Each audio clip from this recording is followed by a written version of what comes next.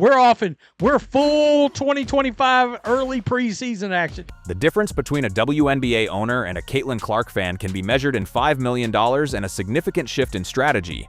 The 2026 season has begun with a multi-million-dollar transformation of the league's financial identity. After years of conservative growth, the WNBA has moved toward a new reality, an admission that the league's current viability centers on its premier star. Details within the brand new 2026 collective bargaining agreement confirm this transition. The league has quadrupled the salary cap from $1.5 million to $7 million. This adjustment acknowledges that the previous financial model has been upended. Leadership determined they could no longer maintain rookie-scale compensation for a player whose presence is directly funding private charter flights and five-star accommodations. A specific provision within the new agreement, referred to by insiders as the Caitlin Clark Rule, allows generational talents to bypass traditional pay scales and move directly to supermax status. This clause ensures the league can retain elite talent against the threat of outside endorsement deals or rival leagues. By removing the requirement to wait for established seniority, the WNBA has effectively abandoned its long-standing seniority-based system. The new financial structure has also altered the dynamics within the locker room. Under the 2026 agreement, players now receive a 20% share of all gross revenue. This change has linked the success of the league's biggest stars directly to the compensation of the entire roster. As league earnings increase alongside Clark's performance, the broader player base sees a direct correlation in their own bank accounts. This revenue-sharing model has provided a multi-million-dollar incentive for veterans to embrace the league's new direction. The demand for tickets is forcing teams into significantly larger venues. The Atlanta Dream have moved most marquee games to the 20,000-seat State Farm Arena, leaving behind the smaller facilities they previously occupied. Similarly, the expansion Toronto Tempo sold out Scotiabank Arena for the Fever's visit before even completing their first full season. The league has stopped prioritizing equal representation across markets and is now moving games to wherever capacity can meet the current demand. Major corporate partners are scaling their investments to match this growth. Nike is currently preparing the launch of the Caitlin Clark 1 for the upcoming holiday season. Utilizing performance technology rarely seen in basketball footwear, the release is being handled with the weight of a top-tier signature brand, signaling a departure from traditional marketing strategies for women's athletics. The league is leaning into this commercial expansion to ensure it does not leave billions in potential revenue on the table. This shift has also transformed how the Indiana Fever build their roster. With the $7 million cap, Indiana has become a premier destination for veteran free agents. Players who once sought championships in New York or Las Vegas are now looking to join the Fever to play alongside the league's leading playmaker. This concentration of talent has created a power imbalance that other owners are now questioning behind closed doors. They sought the revenue Clark brought to the league, but now face the challenge of a new super team in Indianapolis. The WNBA has transitioned from a niche organization into a star-driven business. The league has moved from a strategy of brand protection to a reality where they follow the revenue generated by television deals and sold-out arenas. They have leaned into the hype because the financial reality requires it. However, with this level of investment and the pressure at an all-time high, the question remains whether this momentum can be sustained over the long term. The valuation of the league's media rights has undergone a complete reassessment as a direct result of these viewership metrics. In previous negotiation cycles, the WNBA's domestic broadcast rights were often bundled with other properties or sold at a steep discount to ensure visibility. By the start of the 2026 season, that dynamic has reversed. The league's new 11-year media deal is valued at approximately $2.2 billion, a figure that would have been dismissed as a statistical impossibility 5 years prior. This influx of capital from partners like Disney, NBC Universal, and Amazon Prime Video has provided the liquidity necessary to fund the 2026 CBA's expanded salary structures. Amazon's involvement, in particular, signals a shift toward a global streaming model that bypasses traditional cable limitations. The digital data indicates that a significant portion of the new audience is engaging through mobile devices and international streaming platforms, making the league a primary driver for Prime Video's sports subscriber growth. This capital influx has enabled the league to address long-standing grievances regarding player welfare and logistics. For decades, players were required to navigate commercial airports, often dealing with delayed flights and a lack of legroom that impacted their physical recovery. As of 2026, the league has mandated and funded full-time charter travel for every team. The logistics of this operation are managed through a centralized league-wide contract with private aviation firms, ensuring that a team playing in Seattle on a Tuesday can arrive in New York with adequate time for rest and medical treatment. This is not merely a luxury, it is a business decision designed to protect the health of the league's most valuable assets. When a star player is sidelined by a preventable fatigue-related injury, the loss in ticket sales and broadcast ratings can be measured in hundreds of thousands of dollars per game. The expansion to Toronto and the subsequent announcement of a Portland franchise are the first steps in a broader 2030 roadmap. The league's front office is now using a data-driven approach to identify expansion markets, prioritizing cities with high concentrations of existing League Pass subscribers and strong youth basketball participation rates. Toronto was selected not only for its geographic importance, but for its proven appetite for professional basketball, as seen with the NBA's Raptors. The Toronto Tempo's immediate success in selling out Scotiabank Arena confirms that the market was underserved. Internal league projections suggest that by 2028, the WNBA could sustain 16 teams, with San Francisco and Denver being heavily monitored as potential sites. The goal is to create a more balanced national footprint that reduces travel times and fosters regional rivalries, which in turn drives localized advertising revenue. Beyond the star power at the top of the roster, the 2026 CBA has fundamentally changed the life of the league's middle class. The role players and veterans who provide the necessary depth for a competitive season. Minimum salaries have seen a 60% increase, and the league has introduced a more robust pension plan and improved post-career transition programs. These benefits are designed to keep talent in the league longer, preventing the brain drain of players leaving for higher-paying coaching or media roles while they are still in their physical prime. The increased cap space also allows teams to carry larger rosters, which mitigates the risk of burnout. In the past, a single injury to a starter could derail a team's entire season because the salary cap prevented them from signing a viable replacement. Now, the $7 million cap allows for a deeper bench, ensuring that the quality of play remains high even during the grueling mid-season stretch. The secondary ticket market provides perhaps the most objective evidence of the league's new economic status. On platforms like StubHub and SeatGeek, the average price for a Fever away game has surpassed the average price of many NBA midweek games. In cities like Chicago and Los Angeles, courtside seats are now trading for thousands of dollars, a price point previously reserved for the NBA Finals or high-profile concerts. This secondary market activity has caught the attention of large-scale venue operators. Many arenas that were previously dark on summer weeknights are now bidding for WNBA residency. The move to larger arenas like State Farm Arena in Atlanta is a direct response to the priced-out effect, where families were unable to attend games because the smaller facilities reached capacity months in advance. By moving to 20,000-seat venues, the league is attempting to balance high-end corporate seating with accessible ticket tiers for younger fans. In the retail sector, the partnership with Fanatics has reached new milestones. Jersey sales for the 2026 season have already exceeded the total sales of the previous 3 years combined. This isn't limited to a single player.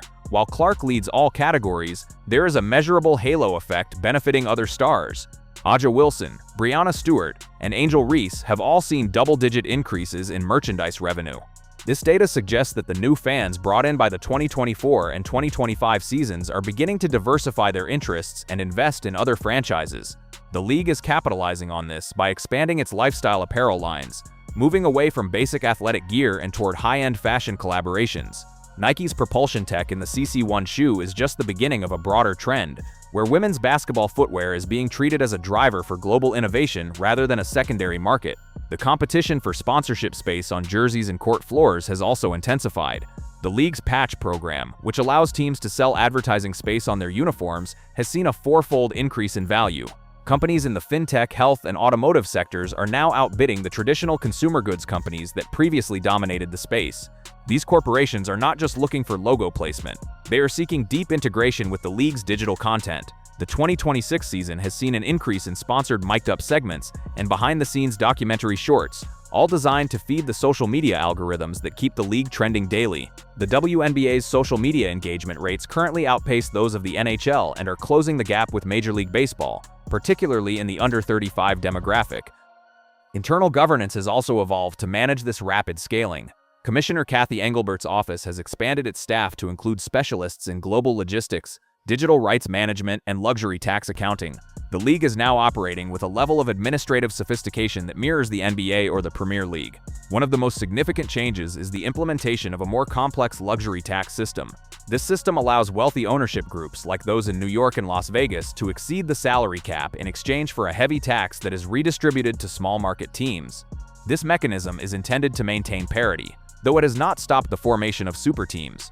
The redistribution of these tax dollars helps smaller franchises invest in their own local scouting and marketing efforts, theoretically preventing a permanent divide between the league's haves and have-nots.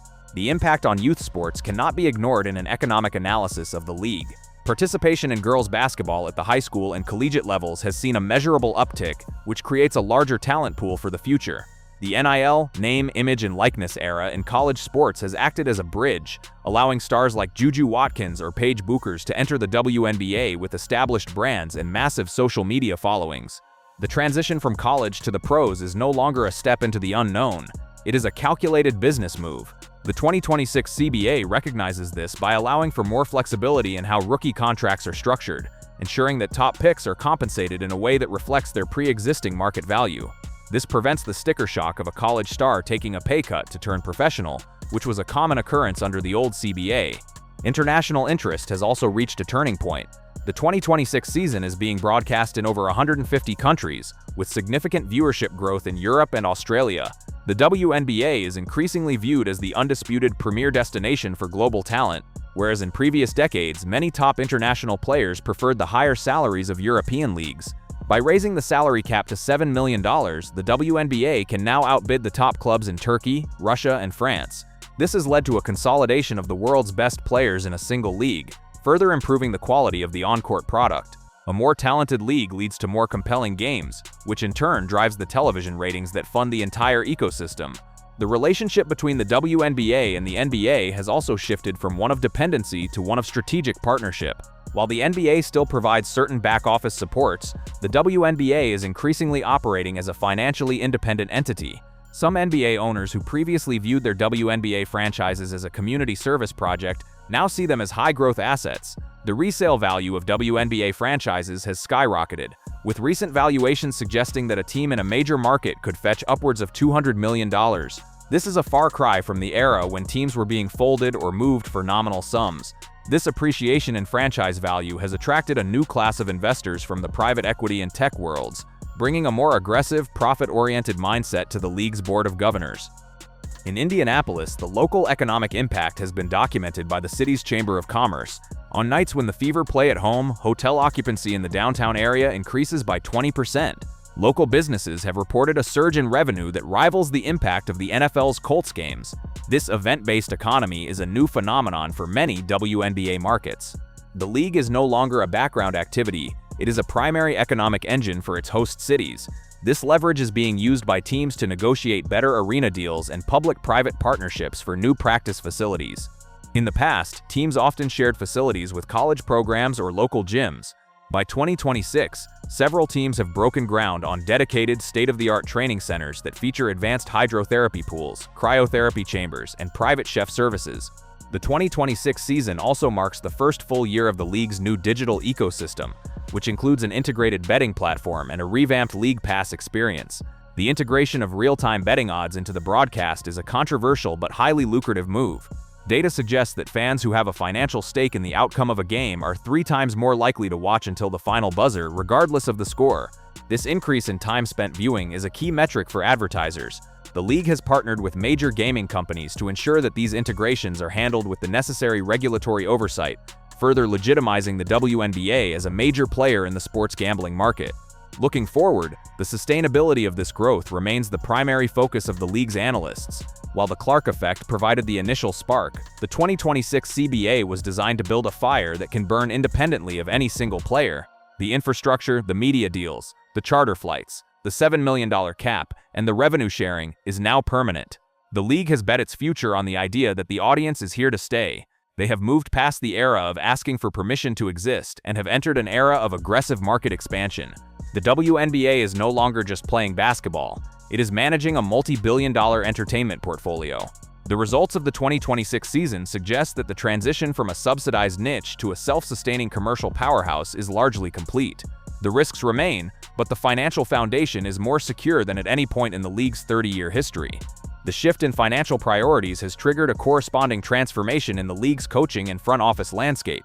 For years, WNBA coaching salaries lagged significantly behind their collegiate and NBA counterparts, often leading to a talent drain toward the men's game. In the 2026 cycle, however, multiple franchises have leveraged the expanded salary cap and increased revenue streams to secure high-profile coaching talent with multi-million-dollar multi-year contracts. This professionalization extends to the front office, where teams are now investing in dedicated data analytics departments and specialized player development staff. These roles were once shared with NBA affiliates or operated on a part-time basis. They are now full-time, independent operations designed to maximize the performance of a roster that represents a $7 million annual investment. Media coverage has evolved from general interest reporting toward a more rigorous, analytical approach. The 2026 season has seen the emergence of a dedicated WNBA press corps that focuses on salary cap management, advanced player metrics, and tactical breakdowns. This shift in the narrative reflects a more sophisticated audience that views the league through the same lens as the NBA or the NFL. Major sports networks have doubled their airtime for WNBA-specific studio programming, moving beyond game highlights to include deep-dive investigative pieces on league economics and player mobility. The story of the league is no longer just its survival, but its specific competitive mechanics and financial intricacies. The 2026 draft class entered a league that is fundamentally different from the one that existed just 2 years ago. For these rookies, the transition to the professional level no longer requires an immediate search for off-season playing opportunities in Europe or Asia. The increase in base salaries and the 20% revenue-sharing model have made it financially viable for the majority of the league to remain in the United States year-round. This domestic focus allows for better physical recovery and more intensive off-season branding work. The league has effectively solved its prioritization conflict, a long-standing rule that penalized players for late arrivals from overseas, by simply making the domestic compensation high enough to render the conflict moot. This new era is also characterized by a shift in real estate strategy. While several teams have found success in larger NBA arenas, there is a growing movement toward WNBA-specific stadium developments. In markets where scheduling conflicts with NBA or NHL teams are frequent, owners are beginning to explore smaller, high-tech boutique arenas where the WNBA franchise is the primary tenant. These venues are designed to maximize atmospheric intensity and premium hospitality revenue, providing a more controlled environment for sponsorship activations. These projects represent a long-term capital commitment that signals the league is no longer viewed as a temporary tenant in the broader sports infrastructure. The cumulative effect of these changes is a league that has achieved a high degree of institutional permanence.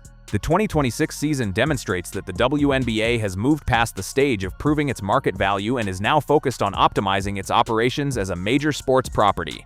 The focus has shifted from seeking validation to managing the complexities of rapid growth.